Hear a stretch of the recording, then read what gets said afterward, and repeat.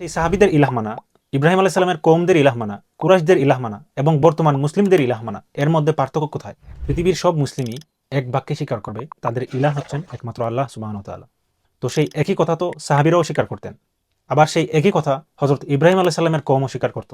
সেই একই কথা কুরাইশরাও স্বীকার করত। এমনকি আবু জাহেল রাসূল সাল্লাল্লাহু আলাইহি সাল্লামের বিরুদ্ধে আল্লাহর কাছে দোয়াও করেছিল।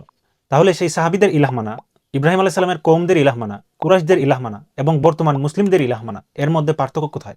ইব্রাহিম আলাইহিস সালামের কওম যখন বিভিন্ন মূর্তির পূজা করত, দেবদেবীর পূজা করত, প্রচলিত রীতিনীতিকে কেন্দ্র করে মানুষ তাদের জীবন পরিচালনা করত, তখন ইব্রাহিম আলাইহিস সালাম বুঝতে পেরেছিলেন যে এগুলো আসলে কখনো সত্য ইলাহ হতে পারে না। উনি তখন নিজেকে প্রশ্ন করতে লাগলেন, গভীরভাবে চিন্তা করতে লাগলেন যে যাদের কথায় আমরা জীবন পরিচালনা করি, যে মূর্তির কথায় আমরা সমাজের রীতিনীতি মুআমালাত সাজিয়ে নিয়েছি, সেই মূর্তি কিভাবে আমাদের ইলাহ হতে পারে যাদেরকে আমরাই আমাদের হাতে বানিয়েছি? তখন তিনি চিন্তা করতে শুরু করলেন, এইসব মূর্তির চেয়ে সূর্য অনেক পাওয়ারফুল, তাহলে বোধহয় সূর্যই আমাদের ইলাহ। সূর্য নিয়ে চিন্তা ভাবনা করার পর যখন উনি দেখতে পেলেন সূর্য শুধু দিনের বেলায় থাকে, রাতে তা অস্ত যায়, তখন এই চিন্তা উনার মাথায় এলো যে সূর্য তার আলো সবসময় দিতে পারে না, এরকম একটা লিমিটেড জিনিস কিভাবে আমার ইলাহ হতে পারে? তারপর একইভাবে মনে করলেন চাঁদ হয়তো উনার ইলাহ। তখন দেখলেন চাঁদও সীমাবদ্ধ। এভাবে তিনি চিন্তা করতে করতে এসব অন্তঃসারশূন্য ইলাহদের সীমাবদ্ধতা বুঝতে পারেন এবং এক পর্যায়ে আল্লাহ উনাকে গাইড করেন। রাসূল সাল্লাল্লাহু আলাইহি সাল্লামের কথা চিন্তা করুন। মক্কার কুরাইশ সহ পুরো আরব যখন লাত, মানাত, উজ্জা এসব মূর্তি পূজা শুরু করেছিল, পুরো কাবাগর মূর্তি দিয়ে ভরে ফেলেছিল, রাসূল সাল্লাল্লাহু আলাইহি সাল্লাম ঠিকই বুঝতে পেরেছিলেন যে লাত, মানাত, উজ্জার অনুসরণ করে আরবরা তাদের জীবন পরিচালনা করছে, সেটি কখনোই সঠিক ইলাহ হতে পারে না। তিনি নবুয়ত পাওয়ার আগেও জীবনে কখনো এসব মূর্তির সামনে মাথা নত করেননি। সালমান ফার্সি রাদিয়াল্লাহু তাআলা আনহুর কথাই চিন্তা করুন।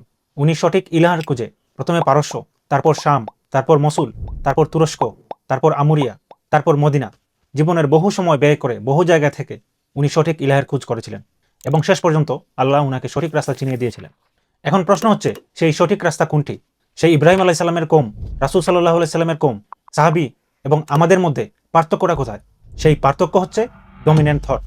ইব্রাহিম আলাইহিস সালামের কওম কিংবা কুরাইশরা তারা আল্লাহকে ইলাহ হিসেবে মানলেও তাদের মধ্যে যে ডমিনেন্ট থট ছিল সেটি ছিল মূর্তিকেন্দ্রিক ধারণা। তারা মূর্তির কথায়, মূর্তির রীতিনীতি অনুযায়ী তাদের জীবন পরিচালনা করত। তাদের লেনদেন তাদের মূর্তিকেন্দ্রিক ধারণা থেকেই করত। তাদের সামাজিক আচার অনুষ্ঠান তাদের মূর্তিকেন্দ্রিক ধারণা থেকেই করত।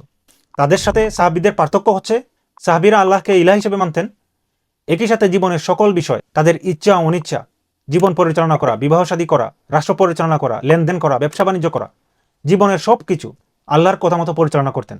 জীবনের সকল ক্ষেত্রে আল্লাহর হুকুম মানার মাধ্যমে ওনারা প্রমাণ করেছিলেন যে আল্লাহকে ইলাহ হিসেবে মেনে নিয়েছেন, যার বিনিময়ে আল্লাহ উনাদেরকে সার্টিফাই করেছিলেন রাদিয়াল্লাহু তাআলা আনহুম। আল্লাহ তাদের উপর সন্তুষ্ট, তারাও আল্লাহর উপর সন্তুষ্ট।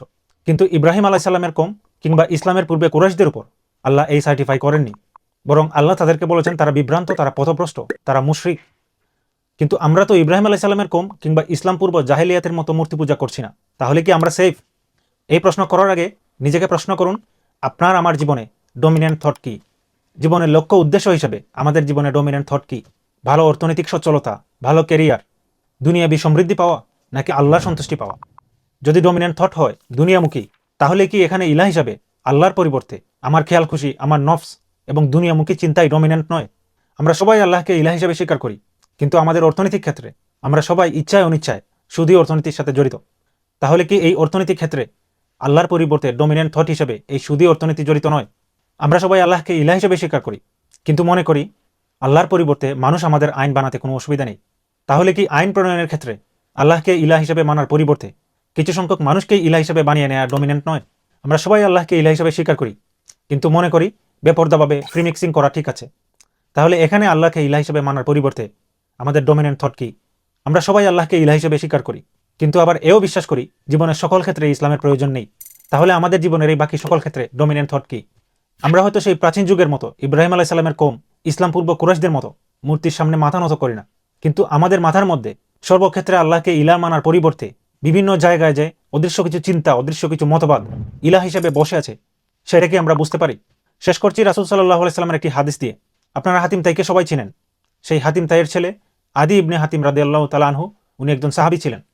উনি ইসলাম গ্রহণ করার পরে একবার রাসূল সাল্লাল্লাহু আলাইহি সাল্লামকে জিজ্ঞেস করলেন, আল্লাহ যে সূরা তাওবায় বলেছেন, আর তারা আল্লাহকে বাদ দিয়ে তাদের পণ্ডিত ও সন্ন্যাসীদেরকে রব হিসেবে গ্রহণ করছে, এর মানে কি? আমরা তো আমাদের পণ্ডিত কিংবা সন্ন্যাসীদের ইবাদত করতাম না।